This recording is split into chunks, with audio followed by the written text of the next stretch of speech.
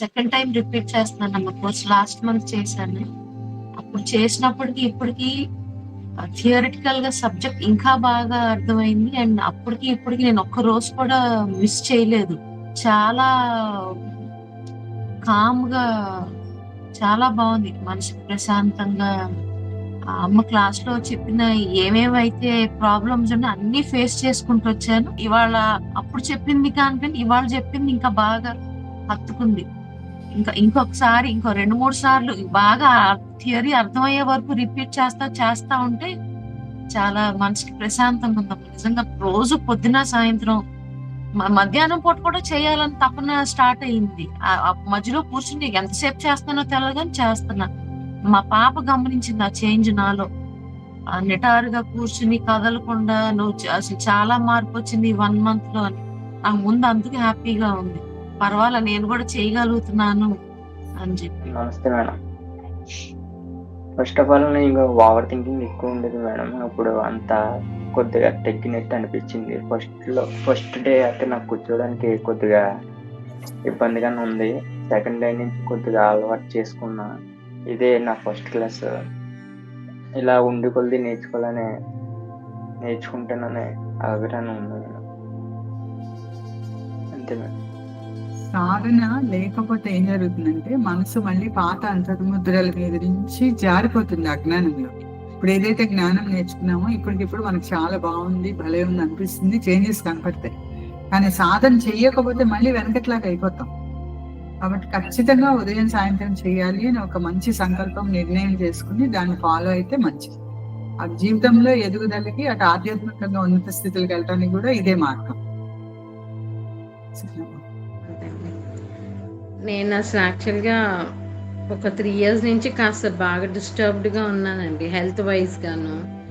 తర్వాత బాబు మ్యారేజ్ వైజ్గా కూడా కొంచెం బాగా డిస్టర్బ్డ్గా ఉన్నాను. మొన్న సుధామయ్య గారు డాక్టర్ గారిని కలిసినప్పుడు నాకు ఈ ధ్యానం తీసుకుంటే నేను ఇది ఓవర్కమ్ చేసుకోవచ్చు అని నేను అనుకున్నాను. అందుకని నేను ఇందులో జాయిన్ అయ్యానండి. యాక్చువల్గా ఈ 1 weekలో మాత్రం నాకు తెలిసింది ఏంటంటే నేను చేయగలను. ఇప్పటి వరకు చేయలేకపోయాను, చేయలేదు కూడాను, చేసినా కూడాను నాకు కుదరలేదు. మీ ఆధ్వర్యంలోనే నాకు కుదిరింది కొంచెం. కానీ ఇంకా స్టిల్ నాకు నేర్చుకోవాలి, ఇంకా తెలియాల్సింది చాలా ఉంది. కానీ మా హస్బెండ్కి ఆల్రెడీ నాగేశ్వర మహర్షి గారు చెప్పారు. సో నాకు ఏదైనా డౌట్స్ ఉన్నా చేసినా ఇక్కడ అడగలేకపోయినా, నాకంటే కొంచెం బిడియంగా అనిపించి అడగలేకపోయినా ఆయన అడిగి నేను సాధన చేస్తున్నాను, ట్రై చేస్తున్నాను. సో ఇంకొంచెం గ్రూప్లో కూడా నేను యాడ్ అయ్యి చేస్తూ ఉంటే I think I may overcome this అని నేను అనుకుంటున్నానండి. మెయిన్ ఏంటంటే నా హెల్త్ వైజ్గా I want to overcome my self అండి. అది ఇది నాకు రెండోసారి. ఫస్ట్ టైం జనవరిలో చేశాను. తర్వాత ఈ రెగ్యులర్ అనేది మిస్ అయిపోతుందండి నాకున్న. అంటే నేను చేసేది ఐటీ ఇండస్ట్రీలో చేస్తాను వర్క్. మార్నింగ్ ఇప్పుడు 8 o'clock స్టార్ట్ అయిపోతుంది నా వర్క్ స్కెడ్యూల్. ఈవినింగ్ చాలాసార్లు 11:30 వరకు మీటింగ్స్ ఉంటాయి నాకు. తర్వాత కూడా వర్క్ ఉంటుంది. మ్యాక్సిమం ఒక 12-12:30 వరకు కూడా మేల్కొండాల్సి వస్తుంది చాలా రోజులు, చాలాసార్లు. సో దానివల్ల ఫస్ట్లో కొంత గ్యాప్ వచ్చింది. తర్వాత గ్యాప్ పెరుగుతూ కంప్లీట్గా అసలు ఆల్మోస్ట్ మళ్ళీ మర్చిపోయే స్టేజ్కి వచ్చేసాను. సో అందుకని మళ్ళీ మిమ్మల్ని అడిగాను అనమాట, ఇంకోసారి సెకండ్ టైం చేయొచ్చా అని చెప్పేసి. సో మీరు చేయొచ్చు అన్నారు, సంతోషం.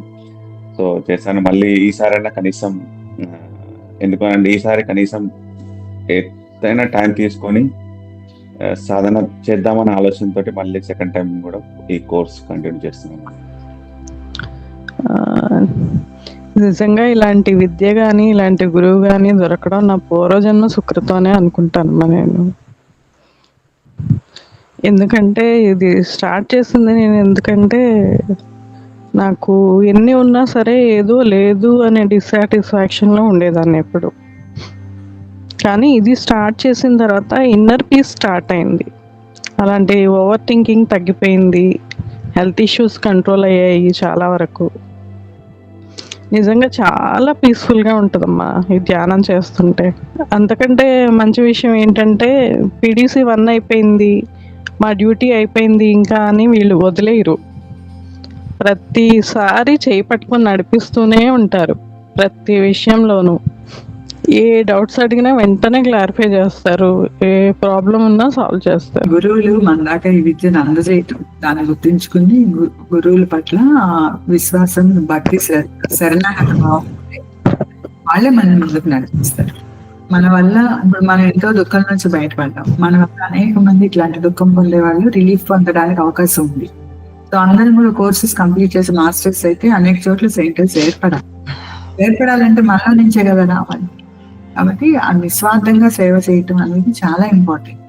ఇవాళ సొసైటీ ఉన్న పరిస్థితిని ఎవ్వరం కూడా రూల్స్ తోనో శాసనాలతో మార్చలేము, మారదు. కేవలం మన థాట్ ఫోర్స్ తోటి మనం చేసే ఆ నిస్వార్థ సేవ ద్వారా జనరేషన్స్ మారుతాయి. ఆయుసిద్ధి ఎక్కువ మందితో చేయించినందువల్ల, పిల్లలతో చేయించినందువల్ల వాళ్ళ ప్యూరిఫికేషన్ కలగడమే కాకుండా వచ్చే జనరేషన్స్ మంచిగా వస్తాయి. సో ఆ పని మన సంస్థ ద్వారా జరుగుతుంది.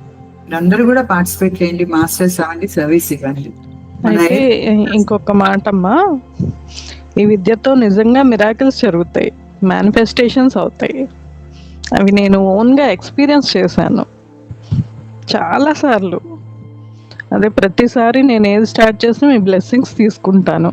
అదేంటో నాకు ఒక బూస్టింగ్ ఎనర్జీలా అనిపిస్తుంది. అందుకే మీ బ్లెస్సింగ్స్ అడుగుతాను ప్రతిసారి ఏది స్టార్ట్ చేసినా. సుఖనోభవంతం. ఇవి జరుగుతాయి. సుఖనోభవంతమ్మా. జరగకపోయినా కాలాంతరంలో ఆ జరగకపోవడమే మంచిదనే భావం మనకు వచ్చేలాగా జరుగుతుంది. ఏది జరగాలో అదే జరుగుతుంది మనకి.